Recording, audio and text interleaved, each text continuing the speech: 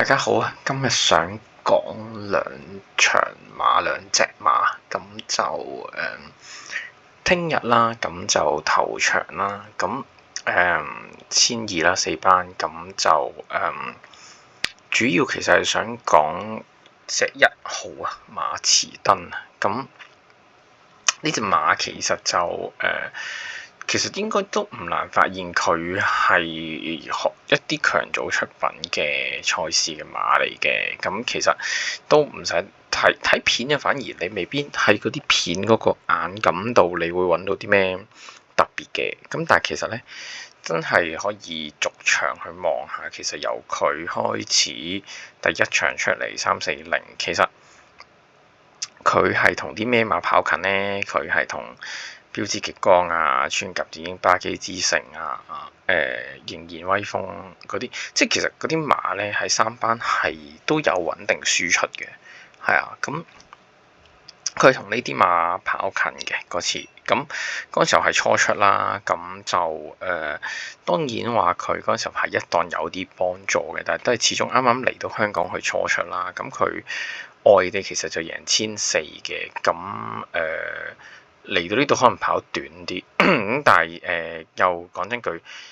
，3班賽事1200嘅對手係同1400係強啲嘅，我個人認為嘅話，一般嚟講。咁但係睇翻啦，咁其實佢初出嘅時候已經喺香港初出已經同標誌極光啊、穿甲子鷹啊、巴基之城啊、星月賽呢啲識贏嘅馬咧，其實已經即係同呢啲馬近㗎啦。其實呢個係初出啦。咁我哋再睇翻佢第2場啦。咁佢第2場其實就都係你睇翻，其實即嗰組賽事，閃耀天河啊、巴基之城，其實今季都係啲即係好當鋭嘅馬嚟㗎啦。咁跟住其實排喺佢後面嗰個超寫2啦，即係其實飛馬座嗰啲，其實之後都贏馬㗎啦，或者係即係之前都贏過馬嗰啲，即係其實佢嗰個3班嗰啲水準係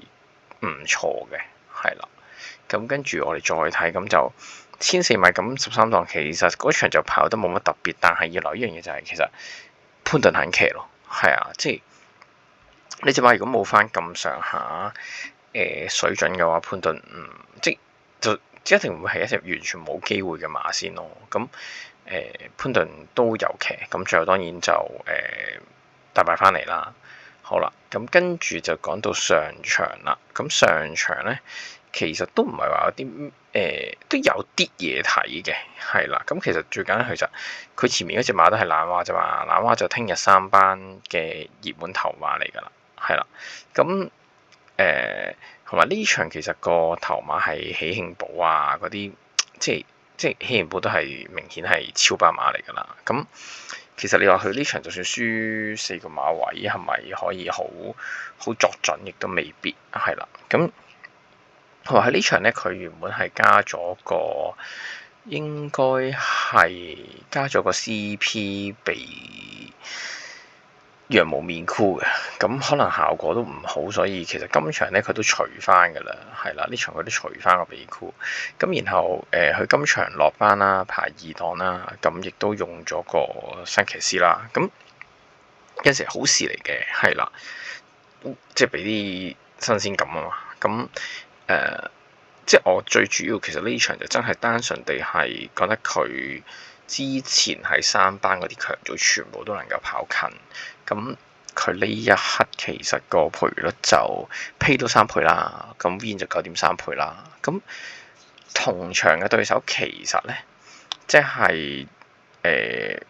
你熱門星運少咗，其實佢熱門咗好多場啦，佢冇贏到好多場啦，佢本身就係一隻好難贏嘅馬嚟嘅。呢個係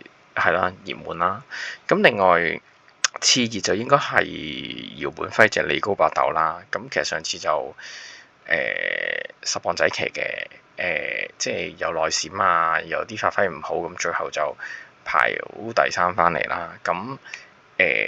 即係今次大家其實最主要就憧憬佢換咗個騎師田泰安，就好似已經會解決咗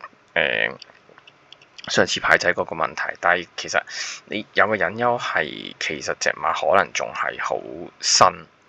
咯，係啦，隻馬仲好新，到底嗰啲問題係咪真係換個騎師就可以解決到呢？而且你換咗個係田泰安，其實我係有啲保留嘅，係啦，咁呢個啦，跟住然後另一個熱門就賢者威風嘅，咁但係呢隻馬呢個問題就係，其實佢無論排咩檔都好呢，佢都係留後跑噶啦，留後衝一段噶啦。咁呢種跑法其實係蝕底嘅，係蝕底嘅，係啦。咁所以其實我自己就覺得呢場嗰三隻熱門都係有隱憂啦。咁跟住然後你話啊，咁會唔會有啲新馬搞亂大局啊？咁暫時我睇就最主要你啲新馬都比較外檔，咁新馬外檔有陣時候你未必咁容易即係適應到啦。咁我睇就亦都唔係話真係好高水準，係啦。咁所以我自己就反而會揀落班嘅呢隻馬士登，因為其實呢場我唔覺得啲對手好強，係啦。咁然後你喺強組度擺一隻降班馬落嚟，咁當然啦，重磅係一個因素，練馬師係一個因素，騎師係一個因素，咁即係呢啲好多銀窿嘅嘢，咁我亦都覺得就係因為呢一堆銀窿，佢先俾到呢個賠率你啫。咁但係我自己就覺得以一個強組嘅賽事落嚟，然後佢排個二檔，咁我自己覺得佢係有條件嘅，係啦。咁呢個係我第一隻想講嘅馬啦。咁我第二隻想講嘅馬咧就係第八場泰力啊。咁泰力呢隻馬咧就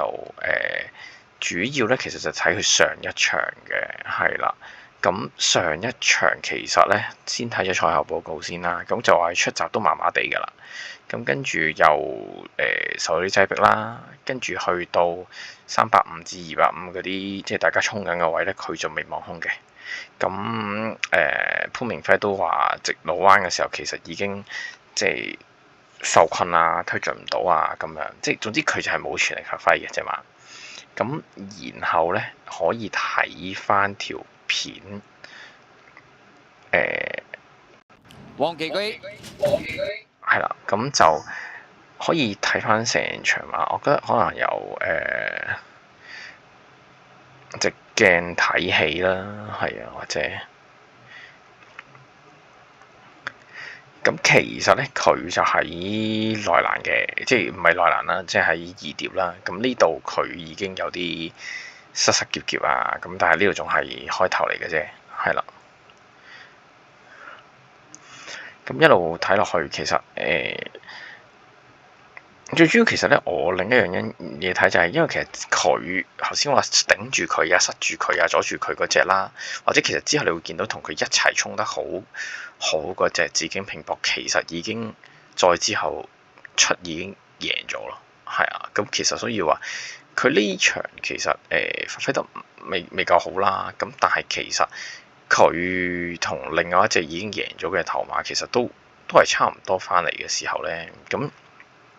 有咁多唔好嘅因素，但係我都見到佢其實有可取之處嘅時候，咁我會係啦留意住啦。咁好啦，咁最主要其實佢紫荊拼搏其實係啦，就攞咗佢個位，跟住衝上嚟，其實都冇乜勢嘅嗰個位，係啦，咁。好啦，跟住一路其實你見到佢都係被擋住啦，冇發揮啦。好啦，到佢其實打咗兩邊又想衝嘅時候咧，跟住其實都唔係話好有位嘅，係啦。咁甚至乎我哋可以睇埋個餘勢分析啊，餘勢分析可能會睇到其實隻馬到底佢嘅發揮係點。其實你睇餘勢嘅話咧，佢咧係衝過埋隻紫荊拼搏嘅。係啦，即係佢一路其實一有位，其實佢之後打兩邊嗰個上嚟嗰個速度係 OK 嘅。咁即係呢場其實佢就未發揮得非常之好啦。咁都明顯睇到。咁其實再加上佢上一場其實嗰個即係爆冷啦。咁但係都贏過幾碼位嘅。其實嗰場水準都唔錯嘅。咁即係而家其實佢啦，我講翻第8場啦，其實佢跑縮翻落嚟跑1400，係啦，其實我都相信OK 嘅，因為其實你跑嚟跑去，其實都係嗰啲咁嘅對手嚟嘅啫。即係你而家其實你即係有睇翻佢嗰啲對手，一世美麗啦，最主要咁外檔啦，咁有少少隱憂啦。咁有型人其實我就一路覺得，即係一隻4班馬。咁當然你話最近鋭啊上到嚟咁。但係咪真係佢證明咗佢3班有能力呢？暫時就未嘅。咁起年徑咁就OK 嘅，我都覺得佢又冇乜特別挑剔，係啦。咁其他馬其實都冇乜證明過田草係啦嘅1400係有一啲咩特別嘅實力，但係佢就其實不過其實佢我就覺得即係唯一有樣嘢擔心係佢1600嘅時候跑得好啲嘅時候，佢1400縮咗落嚟，係咪會有影響呢？咁係唯一呢度有啲擔心。咁但係主要係因為俾佢上場嗰個第8名，其實都幾吸引我嘅眼球啊！咁所以都見啲對手又唔係好強，其實咁就可以試一試翻呢隻馬咯。咁其實因為你叫我揾呢一場，如果真係揾隻特別值得信賴嘅，我又見唔到。係啊，咁即係如果佢上次少啲意外嘅話，其實就可能已經會再跑近啲嘅時候，咁呢隻我就覺得可以睇睇咯，可以睇睇咯，因為我又覺得佢1400都縮落嚟都未必應付唔到嘅，係啦。咁當然如果佢跑呢個就真係要估啦。如果佢今次1400唔得，咁就要再睇下上翻1600、1800。我唔呢個有少少疑問嘅，係啦，對於個路程上，但係你話喺翻嗰個馬匹嗰個狀態啊，或者佢上場嘅表現咧，其實就問題唔大啦。我自己就會覺得係啦。咁就講住呢兩隻先啦。咁如果再有想睇，即係想，其實我仲有多隻推介，不過個就寫落我個 Facebook 度啦。咁就大家睇睇啦。